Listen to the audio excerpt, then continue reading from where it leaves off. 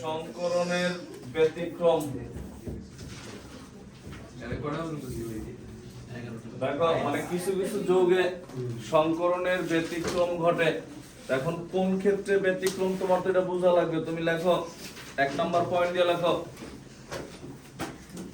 নিচে 1 নাম্বার দিয়ে লেখো ডি এরকম লেখো s, p এবং d অরবিটালের s, p এবং d অরবিটালের সমন্বয়ে s, p এবং d অরবিটালের সমন্বয়ে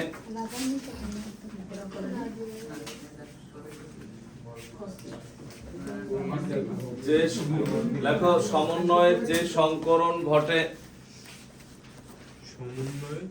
যে সংকরণ ঘটে এবং সংকরণের ফলে সৃষ্ট জটিল আয়নে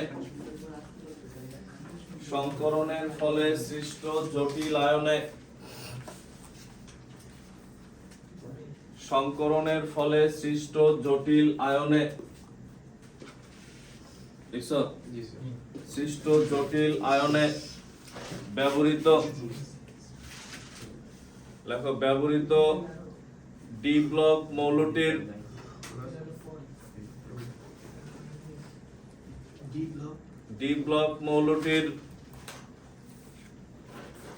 ডি অরবিটাল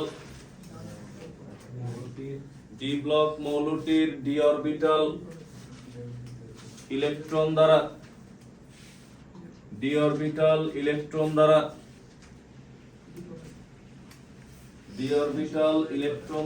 পূর্ণ থাকায় লেখো ইলেকট্রন দ্বারা পূর্ণ থাকলে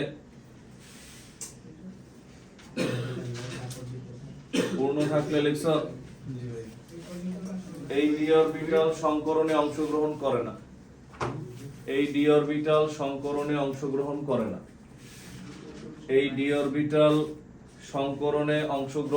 না। পূর্ণ থাকলে এই ডি অরবিটাল সংকরণে অংশগ্রহণ করে না।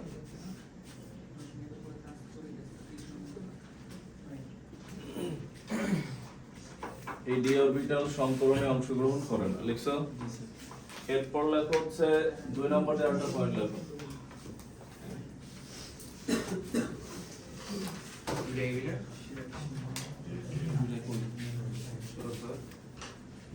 লেখো হচ্ছে দুর্বল লিগ্যান্ড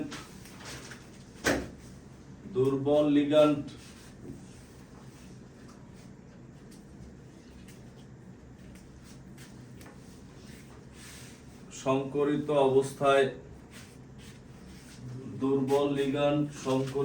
অবস্থায় মুক্ত ইলেকট্রনগুলোকে বা বিজোড় ইলেকট্রনগুলোকে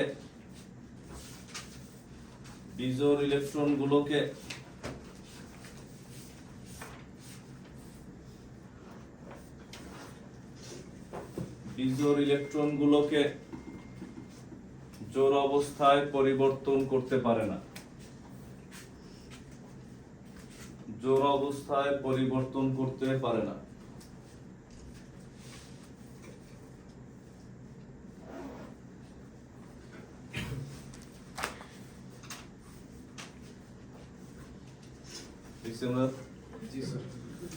দুর্বল লিগ্যান্ডটা কেটে নিচে লিখে রাখো Cl- মানে ক্লোরাইড আয়ন Cl- একটি দুর্বল লিগ্যান্ড।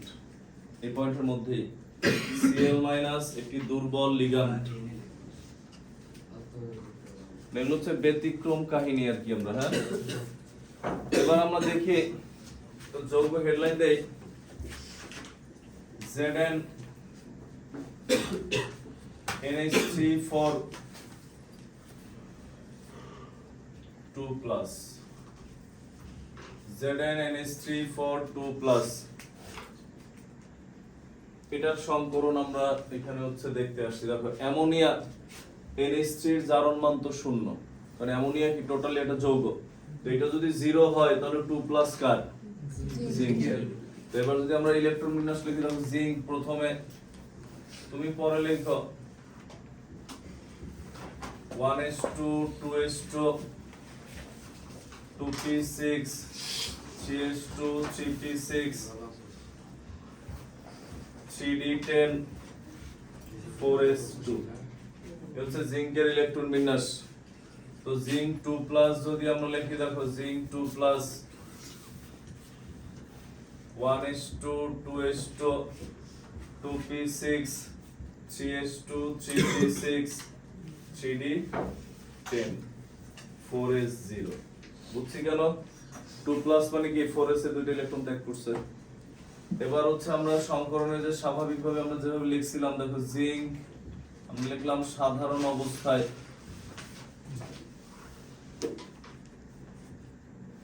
সাধারণ অবস্থা বা স্বাভাবিক অবস্থা তুমি যেটাই লেখো, তখন কি হয়,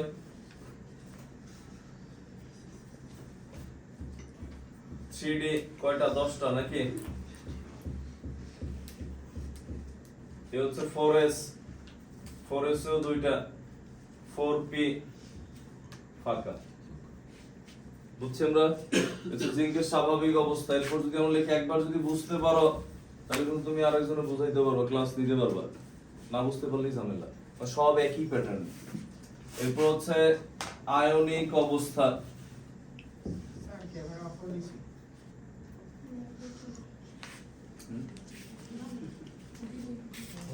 তুমি তো অন করো নাই? কি হ্যাঁ অন করছি তো। দেখো আয়নিক অবস্থা,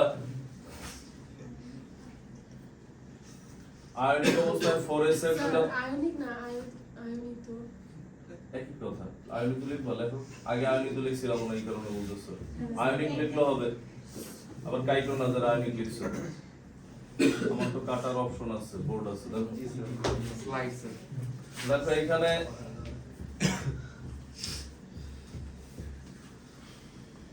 ডি অরবিটাল চাইলেও এখানে যদি 9টাও থাকতো, একটা ফাঁকা থাকতো, তাইলেও সংকরণে অংশগ্রহণ করতো। কিভাবে? গতদিন যে করছিলাম কপার, হয় এটা সরায় ধাক্কায় সামনে দিত, না হলে এখান থেকে আরেকটা ডি নিতাম। বাট এখানে ডি কি সম্পূর্ণ ফিল আপ না? সম্পূর্ণ ফিল আপ হলে তখন এই ডি অরবিটাল আর সামনে সাইডে দিছি লাগবে না। তো তখন কি হয়, দেখো আয়নিক অবস্থা এটা হয়, এটা কি ছিল 4s 4p। তো তখন এরা যুক্ত হয়ে, যে 4s আর 4p হইছে, এরা যুক্ত হয়ে কোন ধরনের, জিঙ্ক 2+ সংকরিত অবস্থা।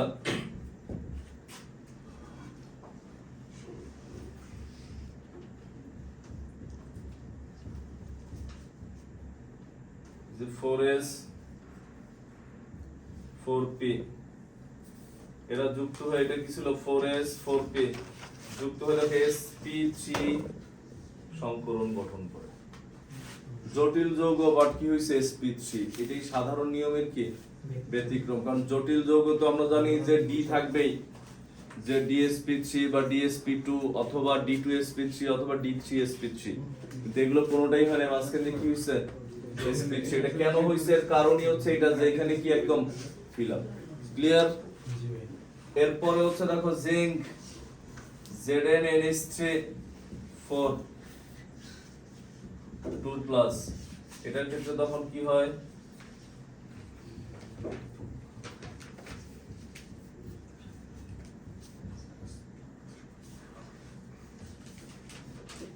যে ঘরগুলো আছে এগুলোর মধ্যে কে প্রবেশ করে? NH3।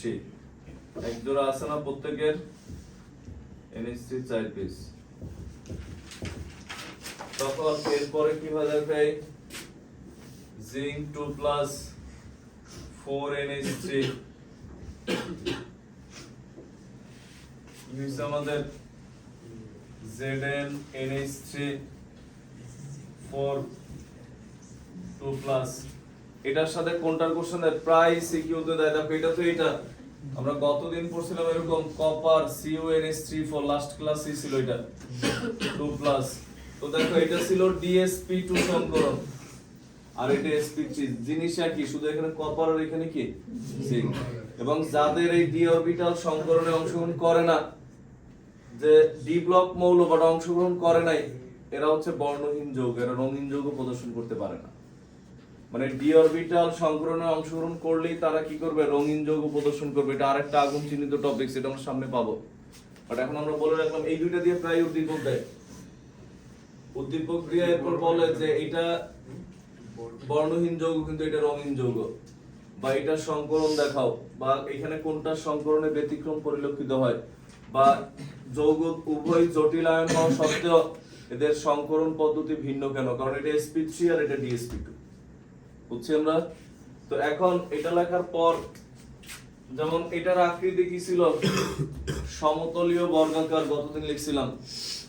আর এটার আকৃতি হচ্ছে sp3 এর আকৃতি কি সমতলীয় বর্গাকার না চতুস্তলকীয়? চতুস্তলকীয়। তো তখন জিঙ্ক 2 প্লাস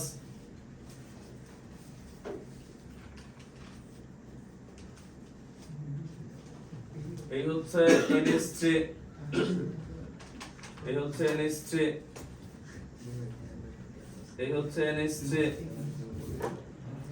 এই হচ্ছে NH3।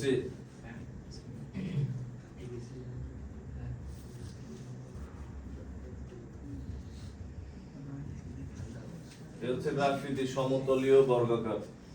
লেখো পুরোটা। বুঝছি আমরা? স্যার ওই যে জিঙ্ক 2 প্লাসের আয়নিত আর সংকরিত অবস্থায় দুইটা আয়নিত। আয়নিত অবস্থায় কি হয়েছে, 3d10 কত 4s0, শুধু s এর দুটো সরাই দিছি আমরা। আর সংকরিত অবস্থায় এরা মিলে যে s আর কয়টা p মিলে হচ্ছে ds এই sp3 সংকরিত অরবিটাল উৎপন্ন হয়েছে। তো এদের মধ্যে NH3 প্রবেশ করছে। লেখো, তাড়াতাড়ি লেখো। এটার মধ্যে ডি নাই, কারণ হলো ডি পরিপূর্ণ অবস্থা। হ্যাঁ,